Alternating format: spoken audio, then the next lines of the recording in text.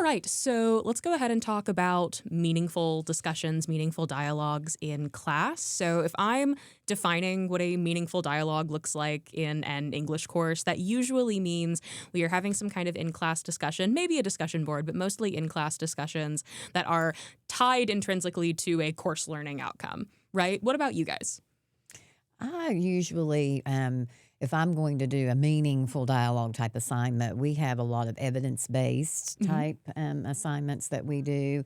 So we take research articles that talk about different treatment techniques, and then I have students dialogue with each other about what the results of those research studies were and how they will be clinically applicable in actual real-time clinical settings. So we get into real deep dive discussions on how meaningful it is to look at the evidence, and that some people look at that evidence and interpret it in actually different ways. So that discussion of how the interpretation is different student to student, it really gets a lot accomplished, I think. Oh, yeah, absolutely. Kristen, how about you? So I teach a specific course that has both ECE and elementary ed students in that one class. And so we spend some time in there. If there's something going through legislation that's to do with childcare, of course, we spend some time doing a lot of group discussion, and then it turns into a little bit of a respectful debate, is what we call it. And I kind of Mhm. split them off by ECE and elementary ed, and it's really neat to see because elementary ed has a completely different perspective. And so we look at some legislation, what all they're getting ready to pass, and how that's going to affect them in their future. So very meaningful to say the least. Yeah, absolutely. We do a similar kind of like a debate style thing in English 102. I let the students choose what topic they would like to debate. Usually there are one or two that we keep off the table just in case. But I do like to kind of let the students decide what they want to talk about. And that usually it tends to be something like, are video games violent? Or should high schools have uniforms or something of that nature, which is not something I think students would be passionate about. And then they end up bringing it up anyway. And the way that ours work is I give them about 2 weeks to do their own independent research. And then when they come to class, they're given, those little like rainbow pom-poms that you can get at like Michael's for crafting. Yes. Mhm. So they're each given 3 of those. And if they want to disagree with somebody, they get to throw that at the person they disagree with. Oh, wow. But the condition for being school sanctioned violent with another classmate is they have to have evidence to support whatever it is they're going to say. And of course, the pom poms don't go far and they don't hurt. But it is a nice way to kind of get them connecting their motor skills to using evidence to support whatever it is they're intending to say. But we do always establish rules before going into it. Like, this is how you're going to communicate, not just in terms of using evidence, but here's how we respect everybody else in the room. If you decide you're not going to do that, you will have to leave. Do you guys ever find that you have to establish those ground rules pretty early?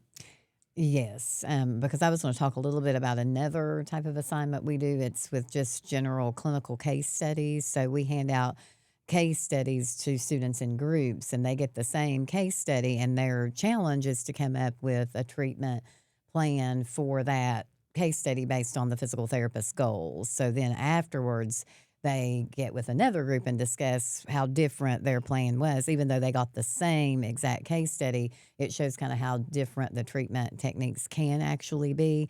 And sometimes that can get actually heated because the students are like, well, I think this is the better one. I think this is the better one. And we really talk before that, set out ground rules of it can't be an argument. It has to be respectful discussion. And you have to, like Morgan said, you have to have something to back that up. And it's really a great opportunity for them to use their textbook resources. And again, digging back into the evidence to back up why they put that treatment technique, besides just saying mine is right and yours is wrong, and get in more of like an argumentative type of discussion. Yeah, So very absolutely. important. Kristen, what about you?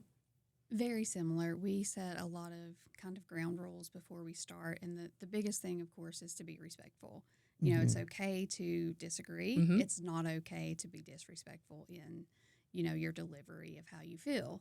And I feel like it's important too that I kind of mentioned as an instructor how much I was afraid to do meaningful dialogue Yeah. Mhm. when I was new, because in a personal way, it's okay. I feel like to have your opinions and do things respectfully, but I just didn't know how to do that as an instructor and being new. So I feel like it's important to just set your ground rules, have a plan in place of how you're going to do this, and kind of stick to those rules. It keeps it from getting heated, and there's so much to learn from it, even from my side of it as the instructor. So I just felt like that was kind of important to mention. And I'm sure you all do the same thing. We include our ground rules with our rubric for the Yes. assignment. So, Yes. right with the rubric, it has those basic ground rules right there. So the students have all of that together. So they truly know the expectations related to what their overall score is going to be. But they also have those professional, kind of guidelines to how am I going to be respectful during this assignment? Yeah. So it's kind of twofold. You got to think about. I always tell my students, you're going to be graded kind of objectively, but there are those professional traits that, as you go into the workforce, that's a big part of what your evaluation is going to be. So I think these type of assignments help with that too. 100%. I agree. Thank you guys.